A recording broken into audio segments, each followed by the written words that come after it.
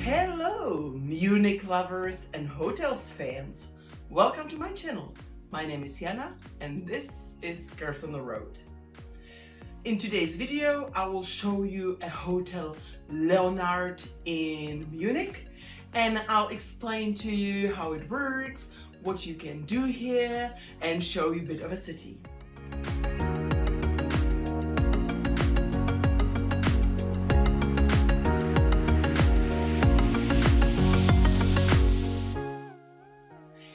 So this hotel normally costs around 80 euros. And if you're coming when the price is like that, I can't say a bad word about it because it's amazing. For 80 euros, you'll get absolutely comfortable stay and luxurious treatment. We paid over 200 euros for this room. You are like, what kind of influencer are you when you're paying triple the price of the normal rate of the hotel, right? Well, advice number one, if you are not coming for the Octoberfest, don't come at the period of the Octoberfest because you will regret it. The prices of the accommodation are triple. So for us, we were coming for the event, for the festival, so we had no other choice. The other choice was a tent. It was 2 degrees Celsius at night, so that wasn't an option, and it still cost 100 euros. So here we are. This is the hotel room. It is really good. I will be nitpicking just because we paid the immense amount of money. The room is not the biggest I've ever stayed in, but it's sufficient and it's like smartly organized so that you don't feel it's crowded. There's a lot of light from big windows. You don't have much view here, but I don't think this hotel has particular rooms with like stunning view. We are almost at the suburbs of Munich, so there are no views you can expect from this hotel. The reception speaks perfect English, they helped, they even provided us with masks. By the way, if you're coming still in 2022 or maybe even next year, check the mask requirements because at the events you don't need them, for example like Octoberfest, but for public transport you do. And also we went to visit some castles and they required the masks as well, so check that out so that you are not surprised. But this hotel was amazing, they provided the masks and it was all good. The room has small wardrobe, there are hangers, there's a little safe, all as in the standard rooms. There's a little mini fridge. It's not full of stuff that you would have to pay your arm and leg for. It's totally empty for your beverages. Thumbs up. There's even a sophisticated coffee machine with the capsules, you know. Perfect. Can't say a bad word about that. The bathroom is teeny tiny. The shower, is it the highest pressure I've ever experienced? No, but it's sufficient. But be careful, if you put it on the highest pressure, the drainage kind of keeps the water, so you might end up with water up to your ankles if you leave the water on the strongest current. There is a hair dryer, of course you get clean towels, and the toilet is absolutely normal toilet. I don't think that before going to Japan I'll encounter a toilet that I'll have a lot to say about.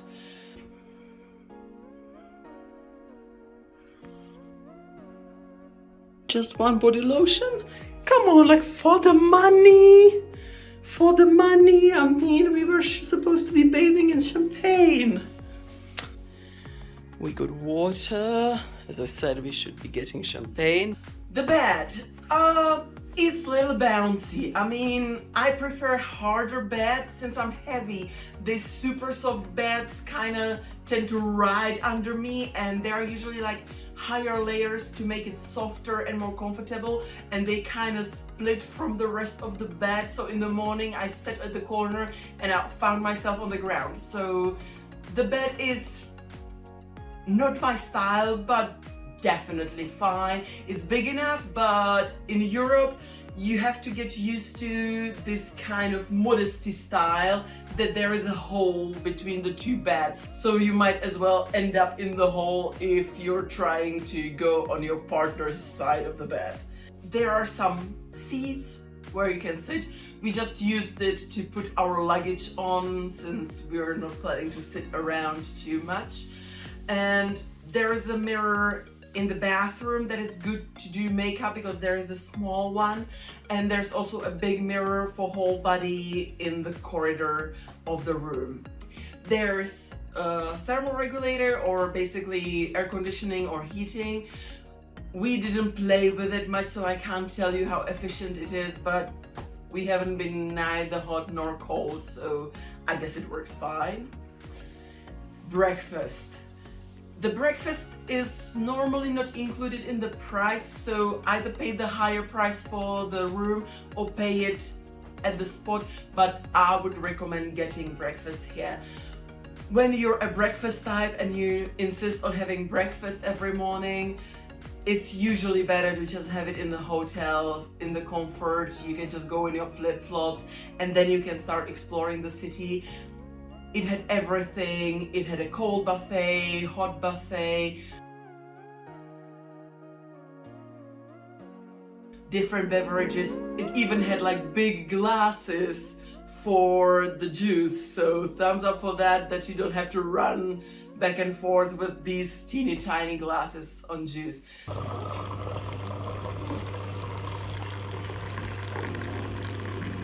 Fruits, vegetables, of course, eggs, some local sausages. Bavaria is known for their sausage, so why not to try it already at the breakfast time?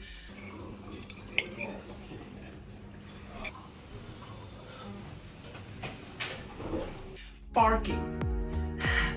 Very super duper funny thing. Okay, here's the deal. The hotel, there is a parking garage, several layers of parking garages right behind the hotel, and they are connected with the hotel with a corridor, so you can basically take an elevator from the parking lot up to the reception, which is great, and there are specific places reserved for the hotel, so that's all great. The problem is it costs 15 euros per day, which is quite a lot, and I explain why.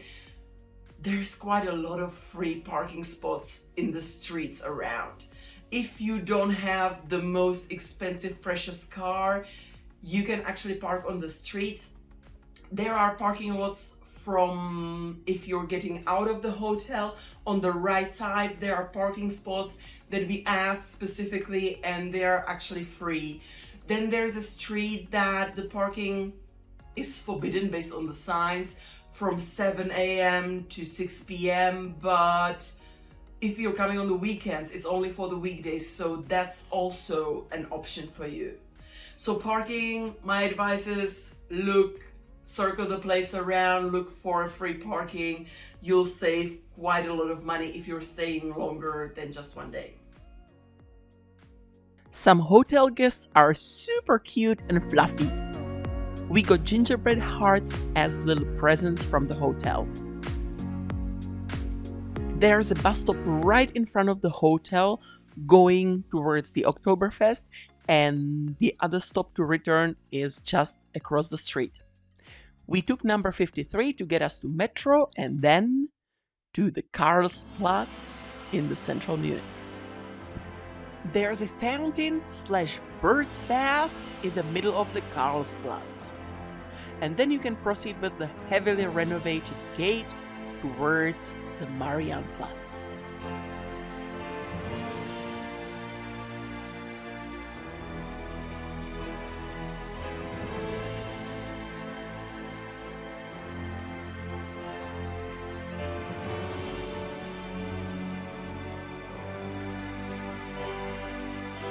You can see Frauenkirche or Munich Dome from almost anywhere in the city center.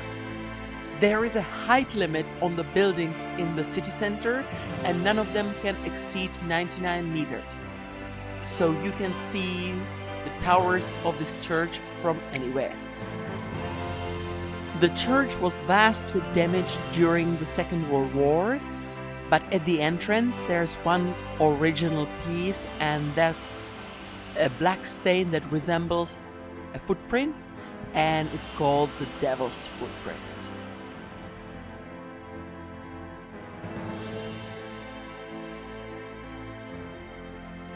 Munich brings up a lot of nostalgia in me, and I've never been there before.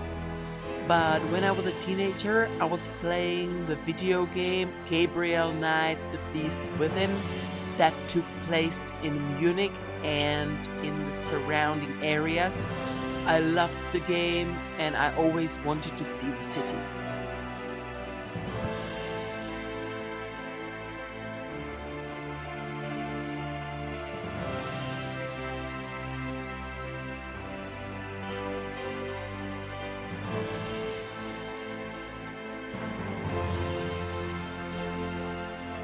We're at the most famous square, Marienplatz, and we are admiring the town hall in a romantic style. It's really cool here, very crowded. I think it's partially because of the Octoberfest that is happening at the moment. And yeah, it's a great square.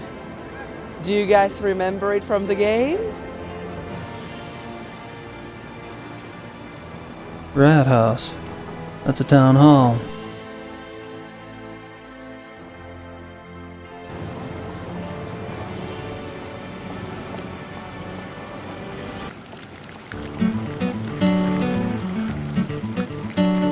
They're busy. I'd give it a shot, but I don't speak the language.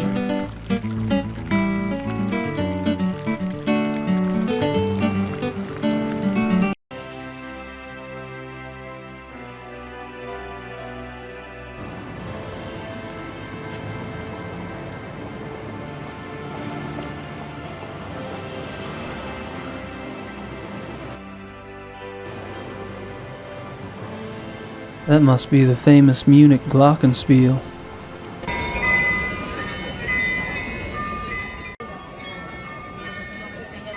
If you're lucky, you can catch chimes on the town hall.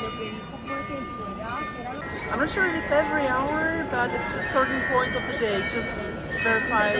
I'm pretty sure it's at noon, and now it's 5 p.m. and the other times are 11 a.m. and noon.